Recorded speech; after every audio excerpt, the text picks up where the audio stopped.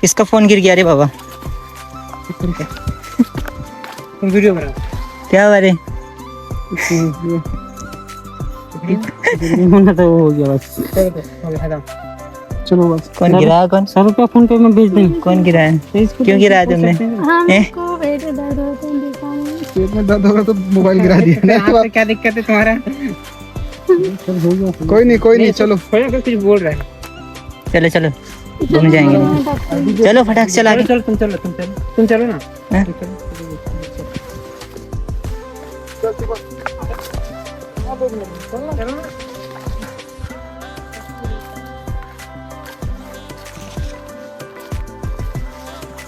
घूम जाएंगे ये लोग, पता नहीं किधर गए।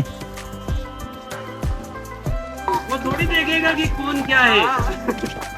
और है पीछे। हाँ वो मोबाइल गिरा दिया उसने। कोई बात नहीं, सब आ जाएगी। कीचड़ में मोबाइल गिरा दिया उसने।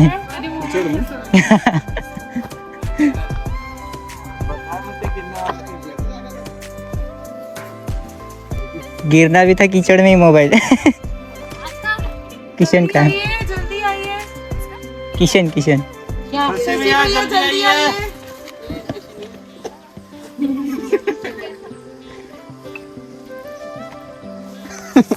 आपका भोजन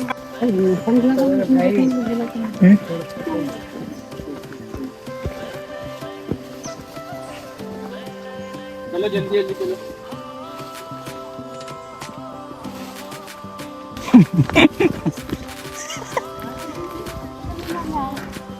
घूम जाओगी यहाँ पे? ये तुम्हारा रास्ता देखा हुआ लग रहा है। ये लोग घूम गए थे शशि भैया।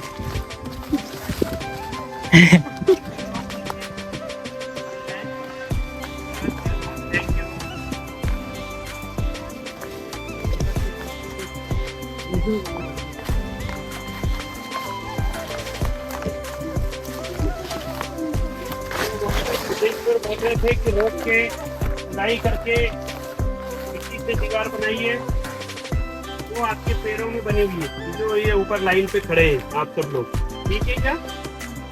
पीछे क्या नाम है जी आपका? शमशेलाल भाई नीचे है। ए डब्बा कहाँ है? डब्बा कहाँ है? संतु डब्बा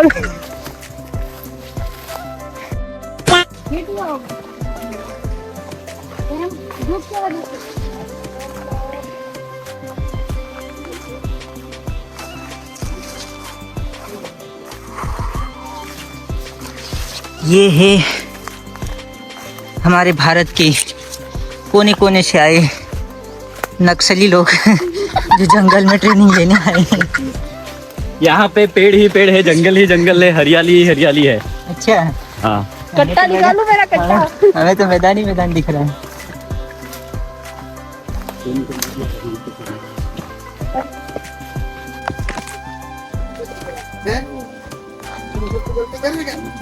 हमारा ट्रैकिंग खत्म हो गया ना, लेकिन जब हम नीचे जा रहे हैं अभी हम लोग है ना बांध देखने जा रहे हैं शायद। हाँ वो दिख रहा है। कितने किलोमीटर ऊपर आए हैं? 5-6 किलोमीटर ऊपर आए थे वाटर सीट को जाने के लिए।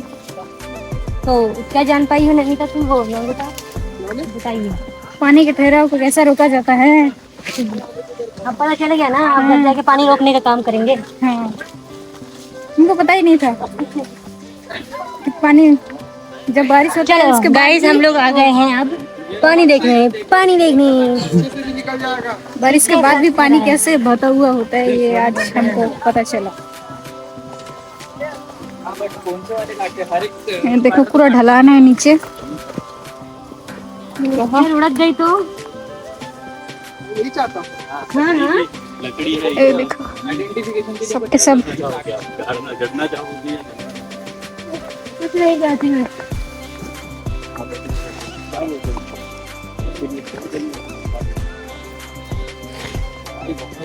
ओ वही बहुत अच्छा है। देखो यहाँ पे जो पानी को रोका गया है नीचे में छोटा सा तालाब बना है। देख रही है ऊपर जाएगी। अरे किसान वाह किसान। तो वो तालाब देखने आए। जंगल का पानी जो रुकता है ना धीरे धीरे करके नीचे जाता है, उसके बाद छोटा छोटा तालाब ऐसा बना देते हैं जहाँ पे रुक जाता है पानी। फिर गांव वालों को खेती के लिए और गाय बकरी ये सब के लिए काम होते हैं। ये देखो ये पूरा ठहरा हुआ है पानी।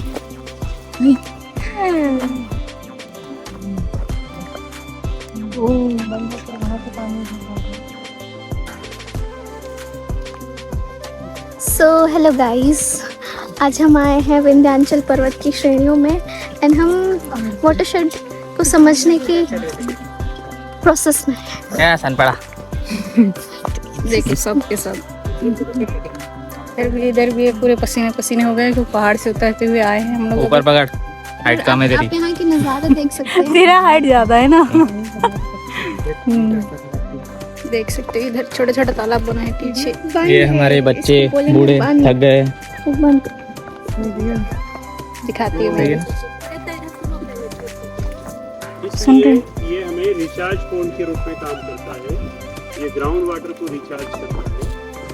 ग्राउंड वाटर के रिचार्ज करने के लिए हमें कोई तालाब बनाना है तो वहाँ की जमीन जो है वो परमिएबल होना चाहिए। परमिएबल मीन्स टूटा हुआ हो, रेतीला हो, अंदर पानी जाए, अलाउ करे। अलाउ करेगा तो नीचे वो अलाउ करेगा कुएं और बोरवेल में जाने के लिए। और जहाँ पे हमें खेती करना है, पानी रोक के पंप करना है, जानवरों के लिए पानी पिलाने के लिए रखना है, वाटर हार्वेस्टिंग करना है, तो वहाँ पे जो बॉटम है उसका वो मजबूत होना चाहिए, कड़क होना चाहिए, पथरीला होना चाहिए, ताकि वो पानी अंदर नहीं जाए, या फिर वो चिकना माटी वाला होना चाहिए जो पानी अंदर नहीं जाने दे, तो लंबे समय तक पानी रहेगा। इससे पूछो, क्या नाम है आपका? प्रकाश। क्या तुम बकरी चराने, गाय ढोर चराने आते हो गर्मी में? यस, अभी छुट्टियों में आए हैं, है ना, अभी स्कूल जाते हो, है ना। तो आप ये बताइए कि इस तालाब में पानी कब तक रहता? 2-3 महीने खत्म हो जाता। उधर वाले में उसमें रहता है, उसमें रहता है, इसमें नहीं रहता है, उसमें रहता है। ये गांव में प्रकाश को भी मालूम है, गांव में लोगों को सबको मालूम है कि कहाँ पे पानी रुक सकता है। उनसे पूछना है, उनसे बात करना है। अपन तो उस गांव में पहली बार गए, गांव में बहुत सारे लोग रहते हैं, उनसे पूछो क्या करना है, ठीक है। उनके पास बहुत ज्ञान है, बहुत जानकारी है। वो कॉलेज नहीं गए तो क्या हो गया, ठीक है। चले जी, ओके, थैंक यू जी प्रकाश जी, मिलते हैं। सो गाइस अब हम लोग जा रहे हैं यहाँ से, शायद उस साइड जा रहे हैं हम लोग। तो यहाँ पे पूरा वाटर सेट के बारे में हमको बता रहे थे कि जब बारिश होता है तब पानी कैसे रुकता है पहाड़ों से होते हुए, फिर धीरे धीरे नीचे आता है। तो इसके बारे में आज हम लोग स्टडी किए, हमको पता चला। और सबसे बड़ी बात तो मेरे को पता ही नहीं था कि 12 महीने कैसे बहते रहता है पानी, तो वो भी पता चला आज। देख सकते हो पूरे पहाड़ में घूम रहे हैं मस्त। सब व्लॉग में कंटिन्यू बने रहो। मशीन का या सीमेंट का उपयोग नहीं है। सीमेंट का और मशीन का उपयोग करेंगे तो क्या होगा, गांव का पैसा बाहर चला जाएगा शहर में, एनर्जी ज्यादा लगेगी। हाँ, आप इसको लेके आएंगे पैसा, नीमखेड़ा गांव में लोगों के पास काम नहीं है, 10 लाख रुपए दे दीजिए, किसी दानदाता ने दे दिए। आपने सीमेंट का एक स्ट्रक्चर बना दिया 10 लाख का, और क्या होगा, सीमेंट का स्ट्रक्चर बनाएंगे, सीमेंट भोपाल से आएगा, रेती गिट्टी सीमेंट सरिया मिक्सर मशीन तरापे ये सब कहाँ से आएंगे? भोपाल से। भोपाल से किसके पास? कम पे हम लोग कंटूर बंड्स बनाएंगे, जैसा मौका वैसा काम, जो मटेरियल वहाँ पे होगा।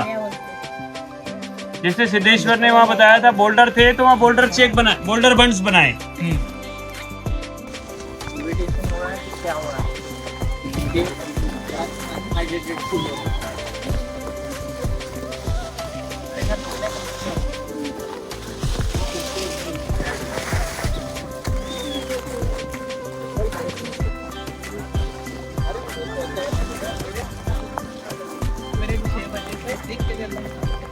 ये देखो यहाँ पे किस प्रकार से पानी रोका गया है बीच बीच में।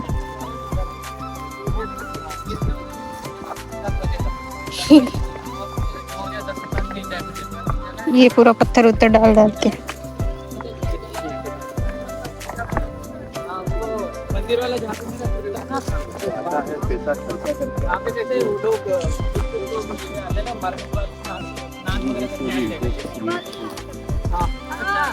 देखिए बोल्डर से बगीचा हमारा ट्रैकिंग हो गया है खत्म और सबका हालत देख सकते हो, पसीना पसीना हो गए। ये भी पसीना पसीना। और ये देखो जितना भी क्या ले दे। इतना गंदा इतना गंदा हो गया। कहाँ? हाँ दिख गया ना। Gingery gingery. क्या हमें सगे जितना हम वो पहाड़ साइड गए थे ऊपर, पूरा वाटर शेडिंग का जो प्रोसेस था हम पूरा देखे। वो देखो मस्त मस्त चिड़िया होते थे वाह कलर वाला। वो ये है तो वहाँ का जितना भी पानी है पूरा जो धीरे धीरे करके आ रहा था वो पूरा यहाँ पे स्टोर हो रहा है। ये देखो ये पूरा बड़ा सा एरिया है।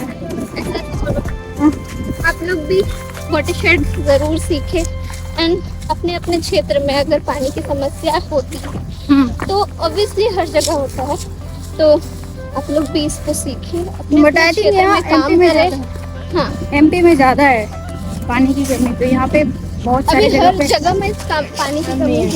हाँ, क्योंकि पेड़ वेड़ कट रहे हैं ना तो वो रुक नहीं पा रहा है, पानी पूरा बह जा रहा है। तो थोड़ा सा अपने आप को प्रकृति प्रेमी भी बनाए कि बचाए चीजों को। मेरे को विश्वास नहीं हुआ इस बार बस्तर डूब गया हमारा। इतना अगर ये इतना हो सकता है पानी तो। भरा ना। तो अगर ये हो सकता है तो सोचो क्या हाल हो रहा होगा क्योंकि nature बस्तर के में भी इस बार बहुत ज्यादा पेड़ कटाई हुआ था ना। Hello ma'am. Hello ma'am. तो इधर फार्म हाउस है आई थिंक मैम लोगों का ना। हम कहाँ से जाएंगे? तेरे मन के पास जाएंगे अपन। सो ये सब हमको नेचर को पढ़ने के बाद पता चल रहा है कि पानी की कमी, पेड़ का कटाव होने से क्या होता है। वहाँ पे निवेदिता मैम नहीं दिख रहे हैं यहाँ से, नीचे जाना पड़ेगा ना। यार मेरे को नहाने का सो गाइस ये देखो यहाँ पे सब कोई नहा रहे हैं। ऋतिक भी अभी जा रहे हैं उधर। ये देखो यहाँ पे मैं कैमरा लटकाई हूँ। वाह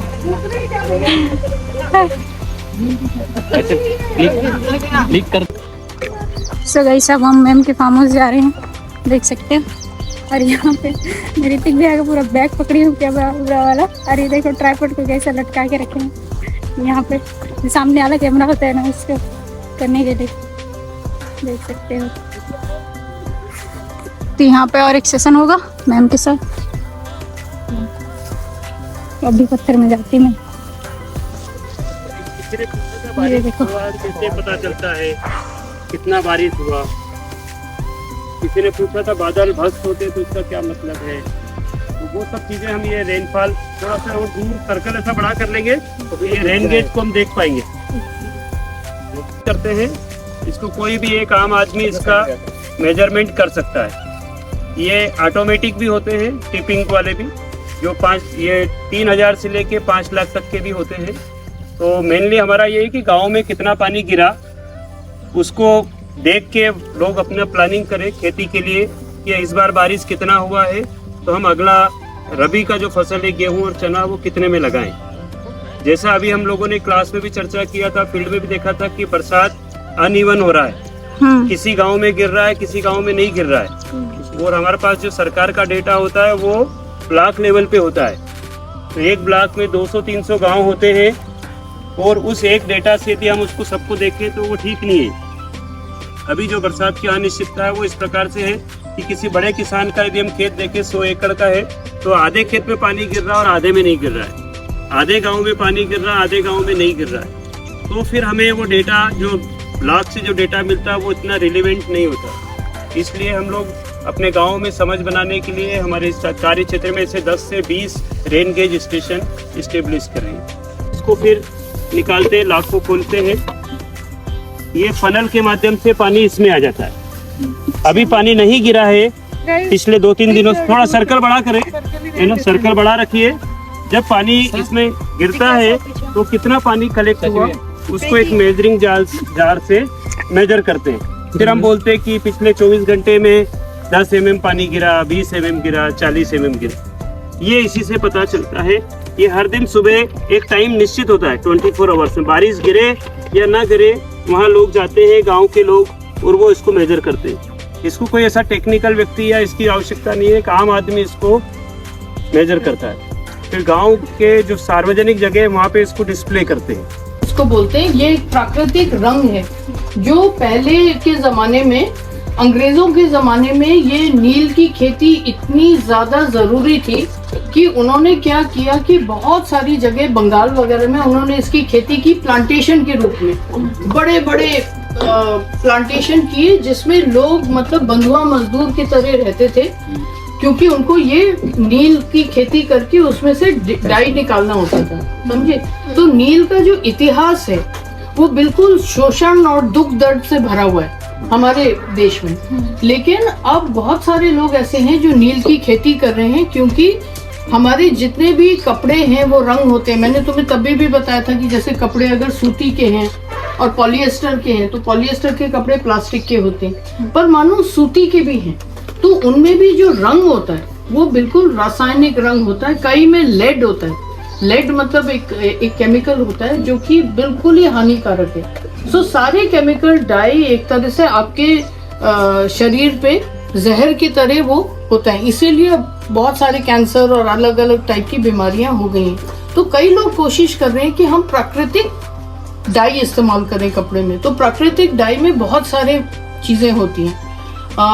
अपना एक तो नील होता ही है, फिर अपना गेंदे के फूल से होता है, फिर जो सागवान की पत्ती है उसको भी आप छाप के लाल रंग निकाल सकते हैं, लाख होता है, बहुत सारे रंग से होते हैं। लेकिन नील एक ऐसा रंग है जो कि बहुत ही कैसे बोले, बहुत ही कीमती है, बहुत वैल्यूएबल है, सबको बहुत अच्छा लगता है। तो सुखराम भैया आ रहे हैं। आ रहे मैंने बोला नहीं, डिजाइन बनाया ना, तो छानने में मैंने क्या किया कि हम ऐसे ही क्यों छाने, तो छानने में भी तुम आर्ट बना सकते हो ना। पॉइंट ये है कि कोई भी चीज, किसी भी चीज को आप इसको आर्टिस्टिक तरीके से आप कर सकते हो। सो गाइस, अभी हम लोग देखने गए थे नील की खेती बोल सकते हैं, या जहाँ पे नील बनाने का प्रोसेस होता है, जो कपड़ा उपड़ा पे हम लोग लगाते हैं नील ब्लू कलर का, उसका भी खेती होता है। तो खेती होने के बाद उसको पूरा पौधा को कहलाते हैं क्या? उसके पौधे को पहले ड्राम में डालते हैं, फिर जब उसका वो थोड़ा हल्का सा गलने जैसा हो जाता है फिर वहाँ से एक्सट्रैक्ट करके निकालते हैं। वो एक ऐसा होता है कि वो नीचे जाके बैठ जाता है, जैसे माखन का एग्जाम्पल दिया मैम ने, तो उस तरीके से वो नीचे बैठ जाता है। फिर वहाँ से उसको लेके फिर धीरे से डब्बा बनाए, सब पे अलग अलग उसका अलग एक प्रोसेस होता है। तो वो सब तो मैम ने भी अभी नया नया शुरुआत किया है, तो मैम को भी उतना नहीं पता है, बस वो लोग उस प्रोसेस को भी सीख रहे हैं।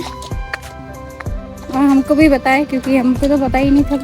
मैंने तो रिकॉर्ड कर लिया, ऑब्वियस सी बात है, मेरे को जल्दी याद नहीं होता है तो मैं रिकॉर्ड करके रखती हूँ।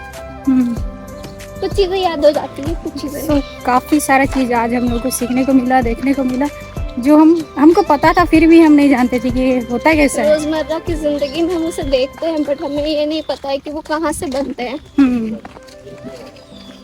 तो thank you so much SPS, आपने हमको इनवाइट किया। Thank you so much Nivedita ma'am, जो आपने हमें यहाँ सीखने का अवसर दिया। तो अभी हम लोग जाएंगे SPS सेंटर।